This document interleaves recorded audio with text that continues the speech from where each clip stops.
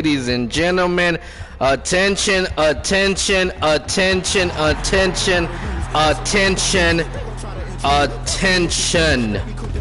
It is finally here. Woo! Welcome.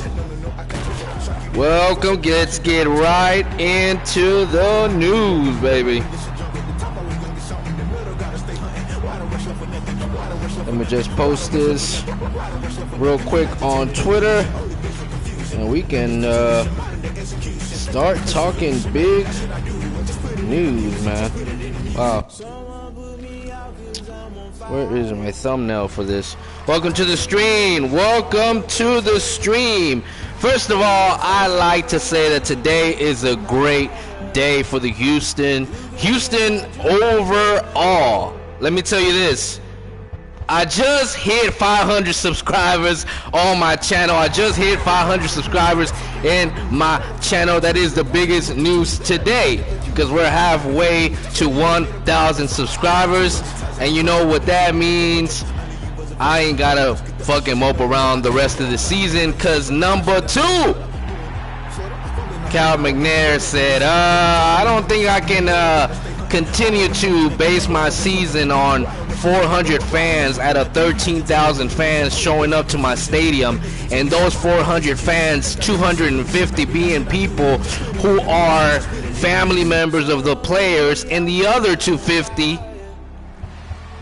are showing up with signs of me needing to fire Obrien. I said it before, push had to come shove. Why? Because Janice McNair is an owner who is fed up with the bullshit, wants to sell the team, and Cal is a guy who doesn't want to sell the team. And I said if it's going to be between Cal McNair and Bill Obrien, Cal McNair was going to pull the trigger, and here we are today. Astros down a little, they're down 2-0, but sure enough, man, look, I started digging in. I started getting messages today about basically Cornell wanting to leave. I think he already saw the writing on the wall. We've talked about the writing being on the wall for weeks now, and you know, they just really wanted to figure out, all right, we can't hire a new coach right now, so who's going to be the interim coach? At the end of the day, like Clayton says, fuck all that. I don't give a damn who they put. Let the players coach themselves if they want to. And sure enough, Cal McNair and the Houston Texans organization have decided today to bless us and let Deshaun Watson off the leash. Ladies and gentlemen, we get our team back, at least for this season, because we don't know the direction the Houston Texans will be going in next season. But curious to see who they name the interim coach. A lot of people have been saying, you know, it could have been Cornell. Some people have been saying it can't be Weaver. I didn't want it to be Weaver because being a rookie defensive coordinator, you already have a lot on your plate. So, look, we might see a season where this shit gets turned around, because I can see a scenario where Weaver says, you know what? Let me handle the defensive side of the ball. And you, Tim Kelly, there is nobody, absolutely nobody, to tell you what you can run and what you can run. And that could turn into a very dangerous thing for a lot of teams. People have been talking about 27 years ago, the Houston Texans going 0-4 and being able to turn it around in an 8-8 season. Is that possible, ladies and gentlemen? I don't fucking know it. But what I do fucking know is that when you let Deshaun Watson be himself, I think a GOAT named DeAndre Hopkins once said it, man, the sky is the limit. And man, I'm fucking excited because shit about to go down, bro. Shit is about to get real wild. I can't find my goddamn thing, so I'm just gonna use this thumbnail, use whatever thumbnail. I could probably use that porn thumbnail they share in the Discord on my Twitter to have people come in here. Nah, I won't do that. But yeah, man, Crazy shit, man. I really honestly thought, you know what? I think they would have gave him. I thought they would have gave Obrien at least that Jags game, because from everything that I'm hearing from certain players about keeping hope, I said, you know what? They haven't played a divisional game, so I can see how certain players are saying to themselves, well, we haven't been beat by our own division just yet. And getting beat by the Jaguars would have been the ultimate to me. All right, let's cut ties right here. Instead, Cal McNair said, fuck all that, because what I'm seeing right now ain't going to beat the fucking Jags. And we ain't got to wait till Sunday to see what goes down. Now, let's talk about this future, man. Let's talk about this future. We find ourselves in a place where COVID is going to have a lot to dictate in the NFL next season because of, well, cap. We already tied with the cap with the contracts we have, and on top of that, the NFL is going to dictate how much cap is available to certain players from everything that's came out before. There's possibilities that even though you go over the cap can be split within 3 years to repay that back to this COVID account thing that they're going to create. So, interesting to see what happens there. But if that is a way to facilitate the Houston Texans making moves, I'm curious to see what happens. Again, all of this shit is assumptions based on hopefully us hiring the right head coach. Rick Smith. Is Rick Smith an option for GM for the Houston Texans? I think he is. I think a lot of people say he isn't, but I think he is an option for him to return. Someone that Cal is familiar with. Will he do it? Not too sure. Is Kubiak an option for the Houston Texans? It's a possibility that they feel like within 2 or 3 years they need someone that has that experience, that can basically just get them in the playoffs and give them a shot in the playoffs. So is Kubiak an option? I think if you're looking at a short-term deal with a head coach, you're looking at a 1 or 2 year deal. Between that time of resetting your cap, and between that time of getting the draft picks that you need from the start, that means a first-round pick on down the line, that is an option. Now, we're really about to find out what Cal McNair truly is about. I don't think Bob McNair pulls this trigger, honestly. If Bob McNair was here, I'd probably say he pulls the trigger when the Chiefs game, but if he hadn't pulled the trigger then, I think he still would have let Obrien go to the bye week, then fire him. So from that aspect, I do think that Cal McNair is a little different than his dad. I think the pressure got to Cal McNair. I think he started seeing the tweets about him being a spoiled brat who sits at home, opens up a beer, drinks it, and doesn't give a fuck about what's going on with his organization or what his dad built. I think he's been seeing that, and I think it's been rubbing him a certain type of way. With his mother wanting to sell the team and him not wanting to do it, now he got some shit to prove. So now I really think it's not just Obrien that had the writing on the wall. I think Cal McNair, as far as being the owner or co-owner of this team, his writing is on the wall as well. So, curious to see what happens there with that. But let me know in the comment section, guys, who do you think the Houston Texans, who do you think that Cal McNair, first of all, names the interim coach, but then hires this upcoming season? Let's get into the chat. Let's talk about it, man. What a fucking crazy day. I'm not even ready.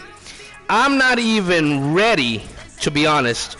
I'm not even ready to talk about the Astros right now, who are actually down 3-0, so ain't that a bitch. But yeah, man, I am like, I don't think I'm in shock. I think I'm in awe of Cal McNair right now, because I didn't think he would pull the trigger this early. I really did not think. All right, I got you, bro. I actually think I can do it here. Give me 1 second. All right, Clayton. You are the new mod to the Houston Texans Talk channel. Welcome. Football at 503. I think I made you a mod a while back, so that's pretty dope. I appreciate the love you've been showing. Come to the channel, so it is what it is. But man, woo! Oh my God, bro. Oh my goodness. Week 5. Look. I'm going to Colorado on Friday. I got a plane flying to Colorado on Friday. It's gonna be the best fucking trip I've had in a fucking while. You know why? Because I ain't gotta stress about the bullshit. I ain't gotta stress about what's gonna happen on Sunday. Because I'm gonna tell you what, I guarantee you the Texans fucking pull a victory on Sunday. Whether the people that want to rally for Obrien are gonna fucking pull a stunt and prove that they're doing it for the coach that got fired, or the people that didn't want him to continue to be here are gonna fucking feel free as hell, and they're gonna do what they need to do. I'm gonna tell you one thing: that Michael Thomas, special teamer, get him the fuck out of here, like yesterday, bro.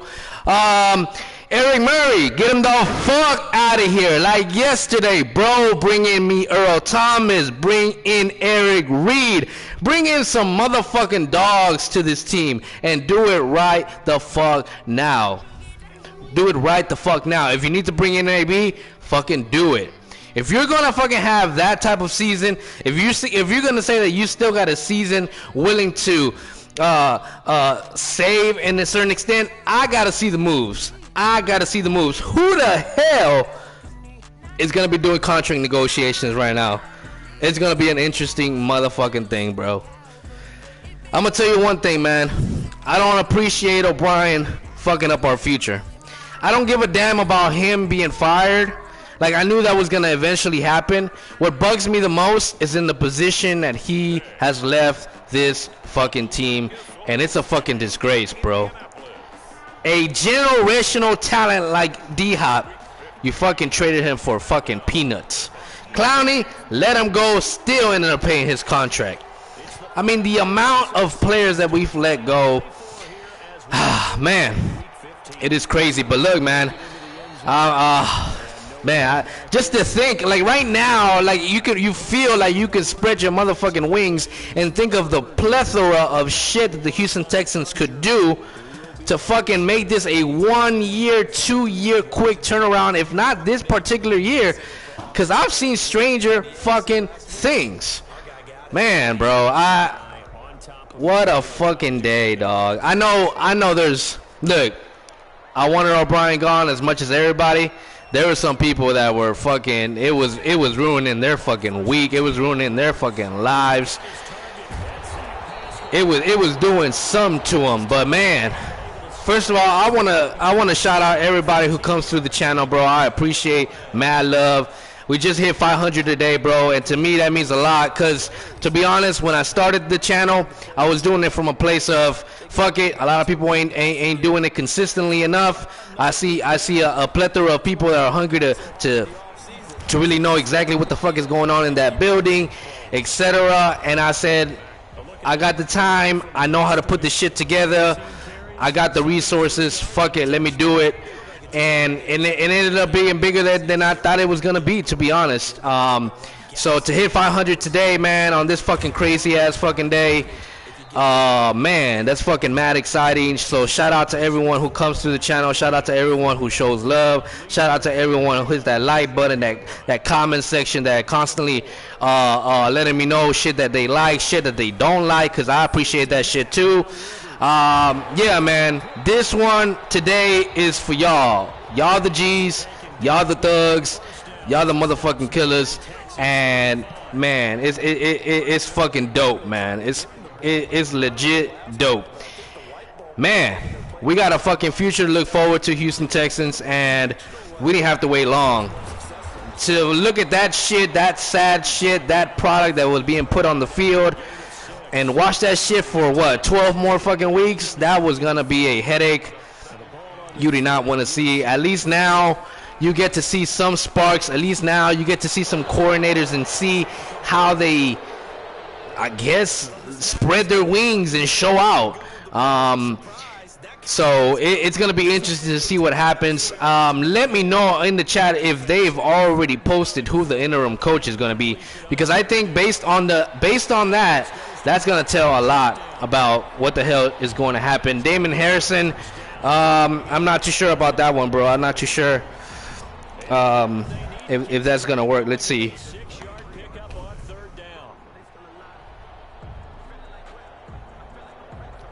Let me see here.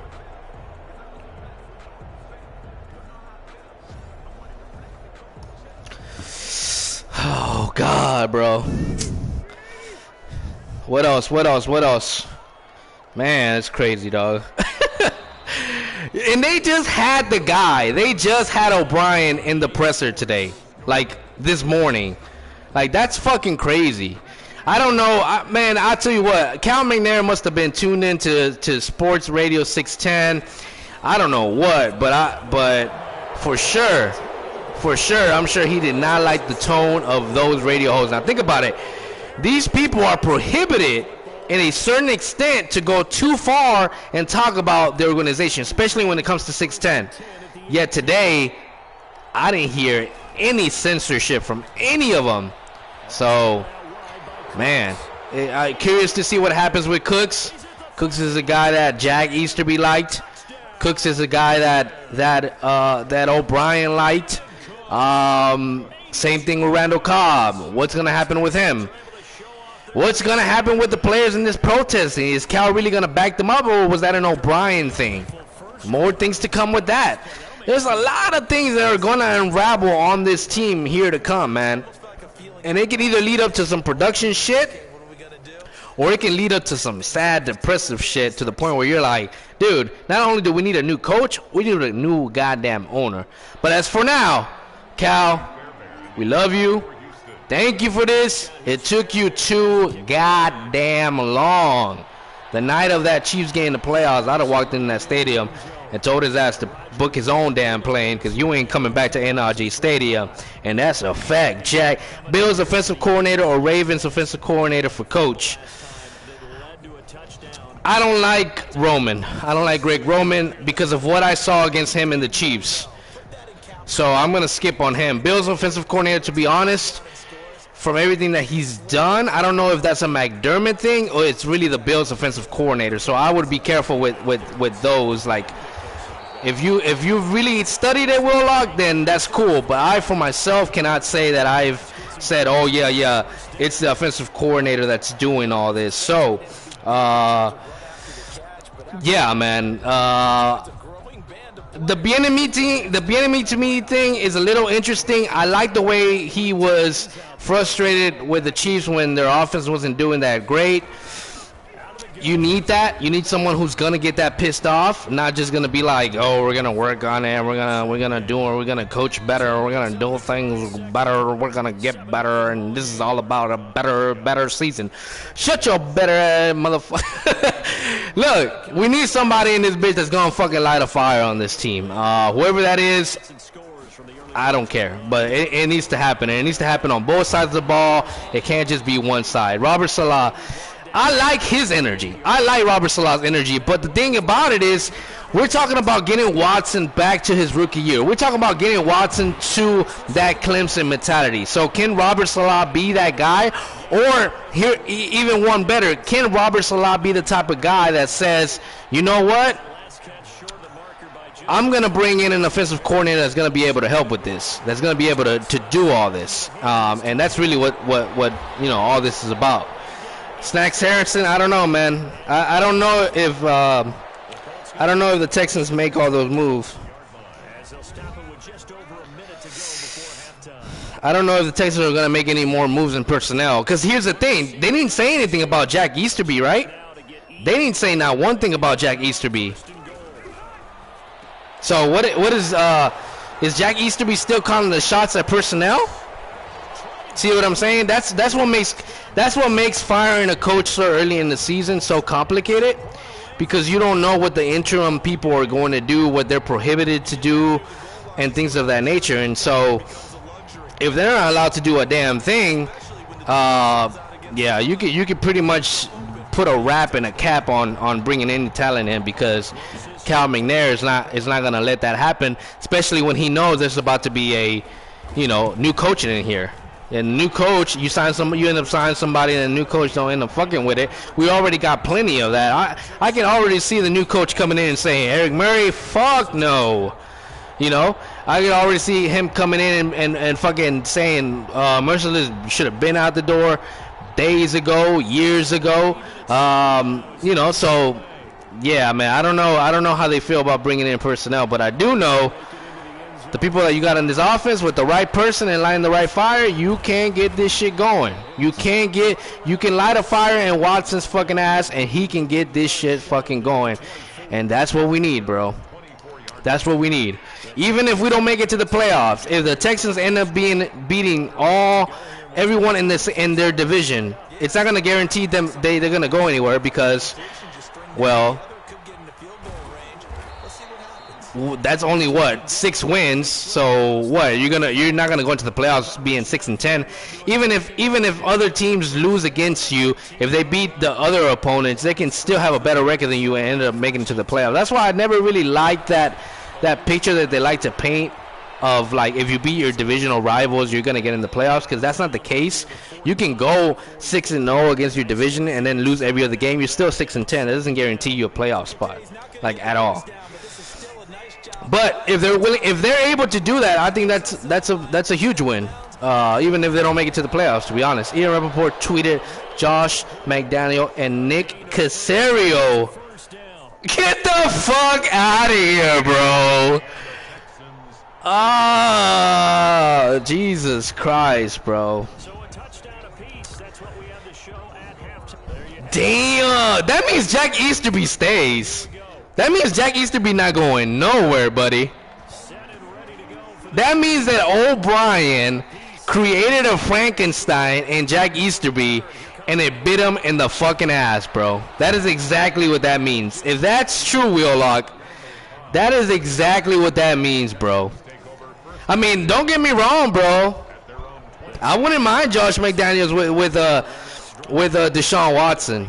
But I don't know if he's able to get into the head coaching arena again. The last time that he was a head coach, he was fined for doing some crazy shit. The demon is gone, Elijah.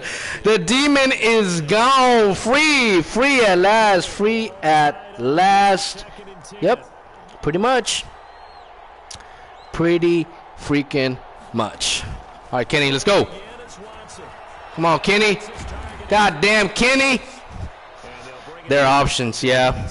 I mean, I can see why he thinks that way. I could definitely see why he thinks that way. That would keep Jack Easterby in line. I don't know if that keeps. I don't know if that keeps Weaver. I really would like for somebody to come in that would keep Weaver, to be honest. I don't think Weaver's a bad defensive coordinator. I think he just needs more experience, to be honest. And I think with time he can get better. I don't think this team has enough talent to stop the run, to be honest. So that's where that comes from. Oh, shit. Damn. Fuck it. So, I don't know, man. What do you guys think? Do you guys feel like Weaver needs to go too?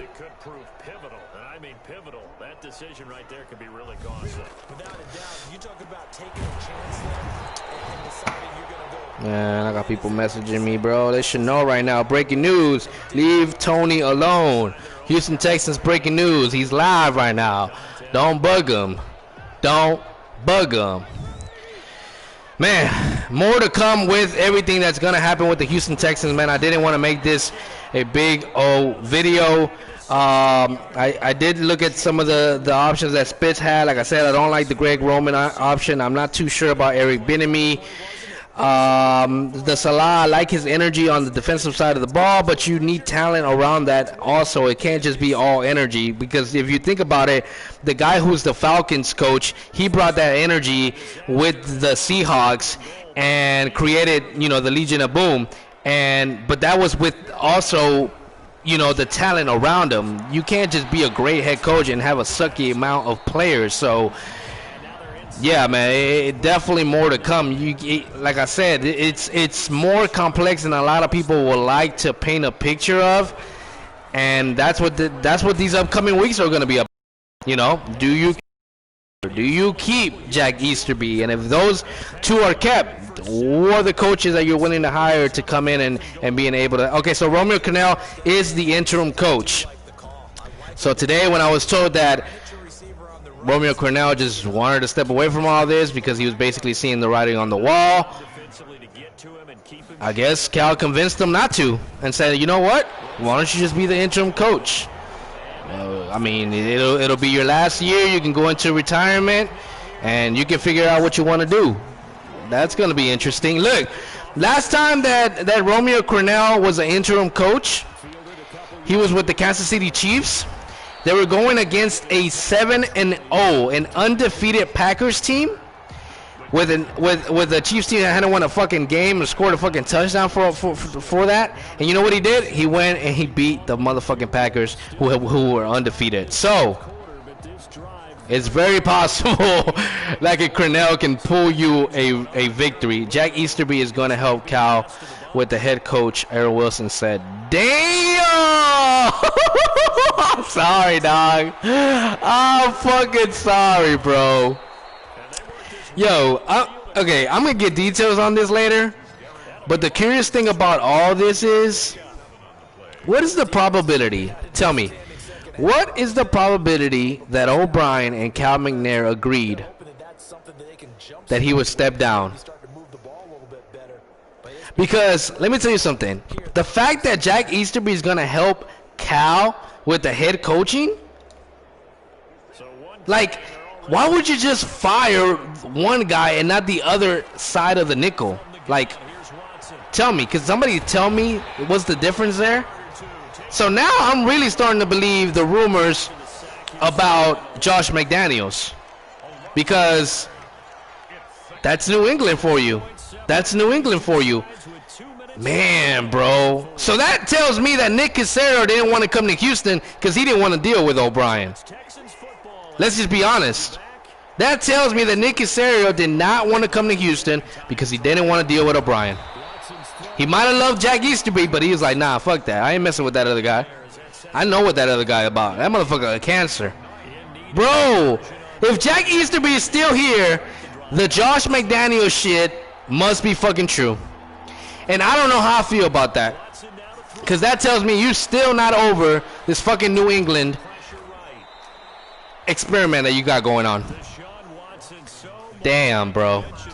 Damn. Jesus Christ. Anyways, man, that is my spill today. Hey, Houston, enjoy the day. Embrace in the moment. Bask in the moment. Be happy. Go on Twitter. Be as happy and joyful as you ever been this season. And let your balls hang like Cal McNair just did against Obrien. Let's fucking get it. And I just scored a motherfucking touchdown to let y'all know it is always H-Town. It is always Houston. Ya dig?